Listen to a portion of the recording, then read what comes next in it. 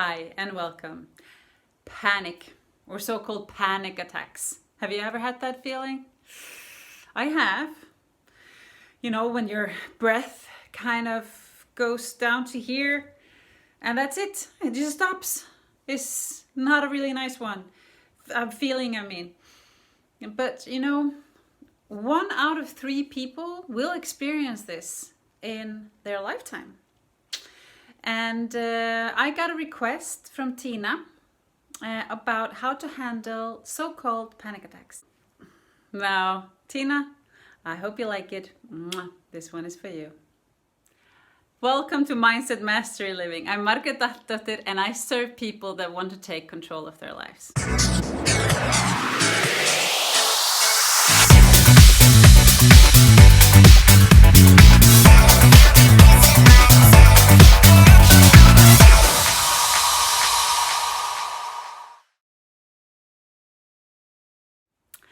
So guys, welcome back. My tip number 1 for a so-called panic attack is to breathe. Now the thing is that this works before the panic attack or so-called panic attack. We're going to talk about the naming later on, but so we'll call it panic attack until then.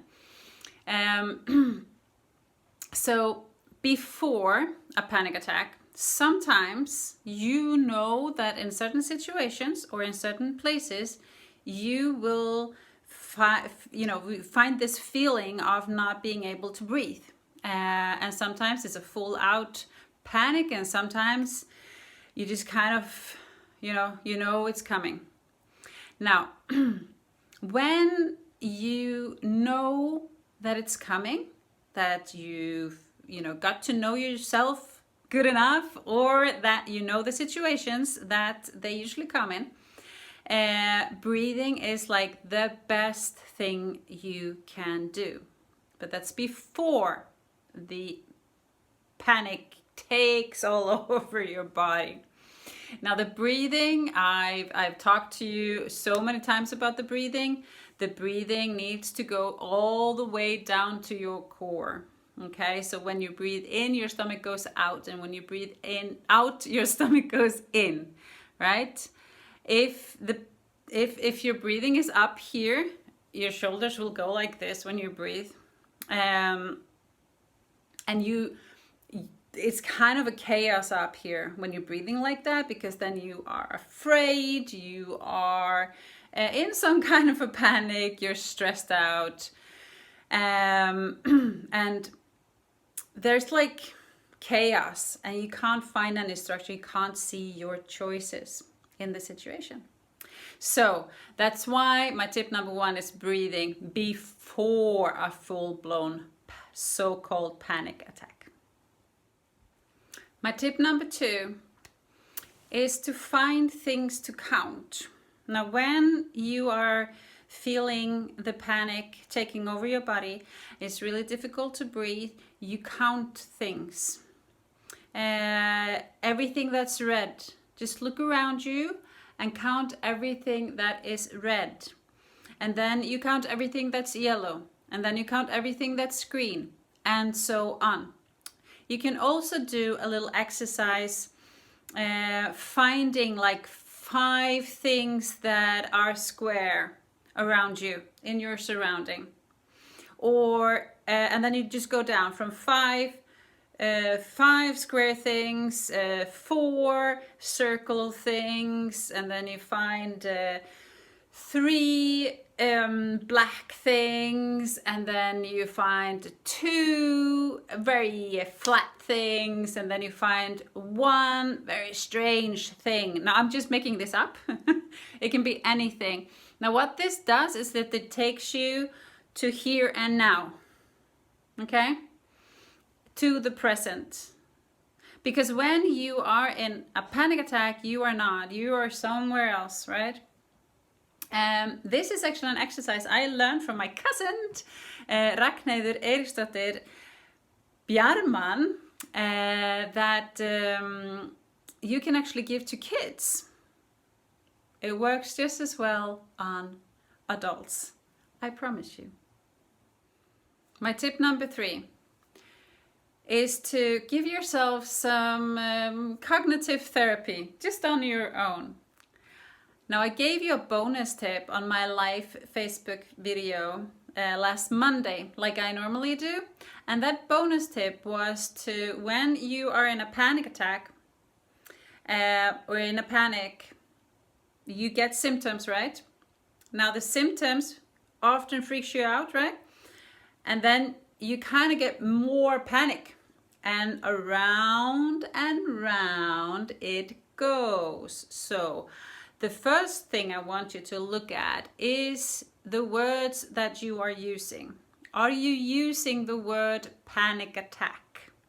That's why I was saying before that I don't really like using that word. But panic attack kind of tells you that you're being attacked. You know, your whole body, blah, it's like monsters or shit going on. Well, it's not. It's not. Okay? So the first thing I want you to do is to change the word attack, or just take it out of your vocabulary. Okay? So you can just call it a panic, or you can just refer to yourself as an overprotected parent. Because that's actually what's happening. It's a lot of signals in your mind going like, this danger here, there's danger here, there's danger here. And sometimes it's not right, you know, but sometimes it is. So that kind of fucks you up. That's why you're an overprotected parent to yourself. You can refer to you as that. And that's much better because your mind and your body will react differently to panic attack or I'm an overprotected parent. Okay, we don't want this going around and around and around. So the other thing that you can do in your cognitive therapy on your own is to visit places. So if your panic has a connection to a place or a situation, you need to visit that place or put yourself in that situation. But put yourself in that situation and in that place where you can, you can control it. You can drive by, or you can like visit or do stuff that are not important. You can just like be there for 2 seconds and then you get out. Little things like that, so that you kind of, fool your brain. Be smarter, because your brain isn't that brilliant as you think. It actually just puts a lot of emotions to a place. It's just connected to it. And as soon as you're in the place, even though you've done a lot of work with yourself, and then you come to the same place and you're just like, you're there back with the feeling again. So you need to kind of, train. It's like any other training. Now, that's it for me.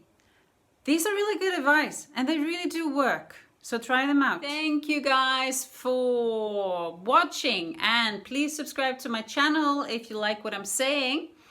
If you want some tips, you can request a subject. You can write to me here on the comments below, or you can write to me on Insta or on Facebook. It's both Mindset Mastery Living, and I will give you 3 tips.